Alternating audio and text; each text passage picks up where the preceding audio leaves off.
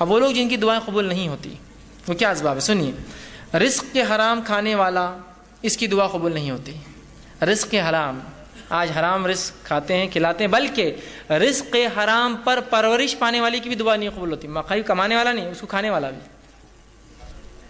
دعا قبول نہیں ہوتی اس کی۔ آپ صلی اللہ علیہ وسلم فرماتے ہیں ایک شخص کا، پھر آپ صلی اللہ علیہ وسلم نے ایک شخص کا ذکر کیا جو طویل سفر میں ہے، جس کے سفر کی وجہ سے گرد و غبار، دھول مٹی سے اس کا چہرہ بھرا ہوا ہے، اور اس کے بعد جو ہے وہ دونوں ہاتھ آسمان کی طرف کرتا ہے، وہ حج یا جہاد کے سفر پر ہے، اور دونوں ہاتھ آسمان کی طرف کر کے اللہ سے دعا کرتا ہے، اے اللہ میری دعا قبول کر۔ اللہ کہتا ہے میں اس کی دعا کیسے قبول کروں؟ اس کا کھانا حرام، اس کا پینا حرام، اس کے کپڑے حرام، اس کی پرورش حرام پر ہوئی ہے۔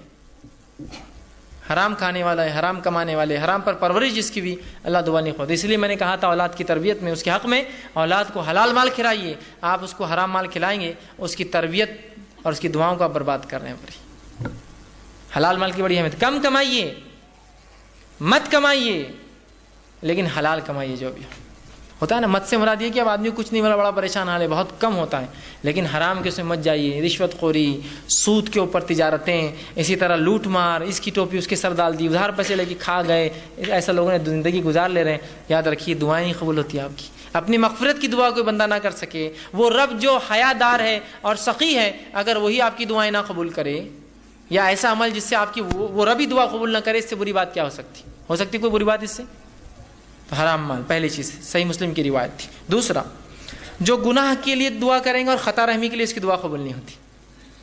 گناہ کے لیے آپ دعا کریں، خطا رحمی رشتہ توڑنے کی، اس کی دعا قبول نہیں ہوتی، پہلے وضاحت میں کر چکا ہوں۔ اسی طرح غفلت اور لاپرواہی سے کرنے والے کی دعا قبول نہیں ہوتی۔ دل اس کا دعا میں نہیں، ادھر دیکھ رہا ہے، ادھر دیکھ رہا ہے، ادھر سوچ رہا ہے، ایسے شخص کی دعا قبول نہیں ہوتی، پہلے میں نے حدیث آپ کے سامنے رکھ دی۔ اسی طرح زانی کی دعا قبول نہیں ہوتی، یاد رکھیے، جو زنا کرتا ہے زانی کی دعا قبول۔ اور زبردستی حاکم اگر اپنے محکوم سے ٹیکس وصول کر زبردستی، تو ویسے حاکم کی دعا قبول نہیں کرتا اللہ تعالیٰ۔ آپ صلی اللہ علیہ وسلم نے فرمایا کہ سوائے زانیہ کے اللہ سبحانہ تعالیٰ ہر روز لوگوں کو معاف کرتا ہے، جو سوال کرتے رات میں انہیں عطا کرتا ہے، لیکن سوائے زانیہ کے جو اپنے زنا کے ذریعے دوسروں کو سیراب کرتی ہے، دوسرے لوگوں کو خوش کرتی ہے۔ زانیہ سے مراد زانیہ عورت بھی اور زانیہ مرد بھی، یاد رکھیے، ٹھیک؟ وہ سیراب کرتی ہے، اور زانیہ عورت کا لفظ اس لیے ہے حدیث میں، اس لیے کہ اس زمانے میں سے عورتیں زنا کرتی تھی، مطلب اس طرح کی کام کرتی تھی کہ لوگ آ کر اس سے فائدہ اٹھاتے، حالانکہ وہ ایک زنا کر اور یہ، لیکن آج کل مرد بھی ایسے تجارتیں کرتے ہیں، ایسے بزنس کے نام پہ چل رہے ہیں، بہرحال زنا کرتے ہیں، وہ ان کا کام ہوتا ہے، ٹھیک ہے؟ تو ایسے شخص کی اللہ دعا قبول نہیں کرتا۔ اور زنا کو آج امت مسلمہ نے عام سمجھ لیا ہے، معمول سمجھ لیا ہے، فیشن سمجھ لیا ہے، زندگی جینے کا طریقہ سمجھ لیا ہے، اور اس کے لیے وہ پوری زندگی اس کا وقت اور توانائی لٹاتا ہے نہیں؟ فیشن سمجھ لی لوگوں نے، اس شہر سے اس شہر گھومنے جاتے تو زنا کے لیے جاتے ہیں، بولنے کی ضرورت نہیں مجھے، اور مانگتے ہو پھر اللہ سے مصیبت میں، کہاں سے اللہ مدد کریں گا تمہاری؟ کہاں سے مدد؟ ہم نے خود راستے بند کیے دعاؤں کے، اللہ نے نہیں کیا، اللہ تو دینے بیٹھا ہی، یاد رکھیے، ہر روز بیٹھا ہے، ہر گھڑی دینا چاہتا ہے، ٹھیک ہے؟ یہ طبرانی کی روایت تھی۔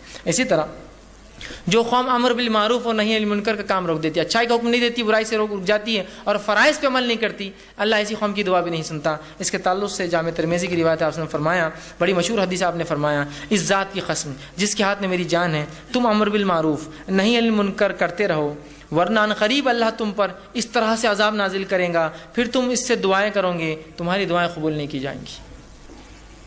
جو فرائض کو چھوڑنے والے ہیں، اچھائی کا حکم نہیں دیتے، برائی سے نہیں روکتے، ان کی دعائیں بھی قبول نہیں ہوتی۔ تو یہ وہ چند اشخاص تھے جن کی دعائیں قبول نہیں ہوتی۔